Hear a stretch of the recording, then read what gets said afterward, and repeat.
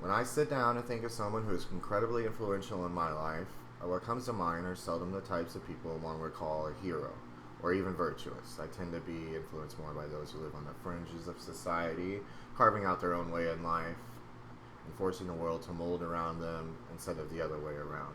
There are many who fit this description for me, but one that really helped shape me at a young age and stands out, and his name is Charles Bukowski. And today I'll give you a brief overview of Bukowski's life, tell you why he was so influential to me, and also give you an insight into some of his accomplishments he achieved as a writer. Now, when Bukowski was young, he had a really rough start. His father was often out of work and was an abusive father, even at the smallest offenses, which always kept Bukowski on edge. And then later on in his teenage years, he developed a really rare case of acne that he would describe like boils on his face. So he's often the ridicule of people at school and wasn't comfortable at home, really wasn't comfortable anywhere. It wasn't until his best friend at the time in high school introduced him to alcohol that he really felt relief for the first time. He said, "This is going to help me for a very long time," when reflecting upon the first time he ever drank. He would then go to college in New York for 2 years before dropping out before World War II, at the start of World War II, and then start a long stint of working blue-collar jobs while aspiring to become a writer, and that would last him the next 20 to 30 years. He was a wanderer for a good 10 years after becoming disappointed with his failings to break into the writing world. He didn't write for a decade, instead worked odd jobs across the country. He stayed in cheap boarding homes wherever he could. He eventually moved back to Los Angeles, where he's from, to take up work at the local post office. And this would be where he would spend a good majority of the rest of his time before he became a successful writer, 13 years altogether. Finally picking up writing, living through failed marriages, having children, experiencing the death of his first serious girlfriend, and all the while still no notable success. He was a jaded, callous, bitter, drunk, old man, and his writing displayed that quite at face value. Now I want to talk to you before we get into him breaking into success writing, why he's an influence to me. Before I go on anymore about him, I just want to point out how much of an underdog he really was. His family didn't want him. His chosen craft showed no interest in his work, and he often wasn't happy in his relationships. He never found satisfaction in any of his odd jobs. He was at odds against himself from the very start, but he always kept writing. He broke the rules with this writing. He didn't hide behind anything and said exactly what he meant.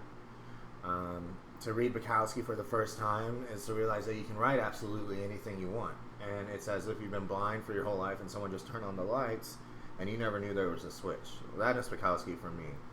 He talked of life the way that I felt about life at times.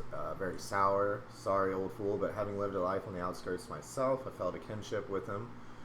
It's a rare kinship, I would say, but for many of his avid readers that have been drawn to him over the years, would agree that there is something very special about reading Bukowski. He speaks how your mind speaks, where no one else is allowed, and is allowed in, and he displays the cruelties of the world in a way that doesn't beg for pity, but instead just calls it like it is. He isn't for the weak of heart, and he's probably more likely to offend most readers than inspire, but for those select few, I think there's no one else that really can compare to what Bukowski says in his writings. Now finally, at the age of 49, he starts to see a little success. A local newspaper starts to publish his now famous Notes of a Dirty Old Man, which actually landed him on the FBI's watch list. And then he was picked up by John Martin's publishing company, Black Sparrow Press. And this is where he would publish the remainder of his works for the rest of his life. He's very prolific. I think all in all total, not even including posthumous books, there's 60 that he wrote of volumes of poetry. I think there's 7 or 8 novels, a bunch of anthologies of short stories. So he kept busy. And he never had to work again. He became highly celebrated in the literary world. I mean, it was everything he wanted, but it was to be short-lived, unfortunately. He was 49 when he first became successful. 14 years later, he would die at the age of 73 from leukemia. Spending all his life trying to get somewhere to have it taken so suddenly, there's something that speaks to me in that even if it's just for a little while, it was still worth it. His grave in San Pedro, which I've been to, says on the tombstone, "Don't try." And it's a reference in one of his poems where he's talking about aspiring writers always coming up to him and asking how he does his craft. And he always said, don't try, you just have to let it come to you no matter what, no matter how long. You can't force it. Just let it come naturally. And nothing he did was ordinary. He was obsessed with betting at the horse races, loved drinking in excess, and loved women to be a little on the crazy side, though I'm not sure if he would admit that or not. It comes through in his writing. But he never bent his will, and he always kept writing and never tried, as he would say.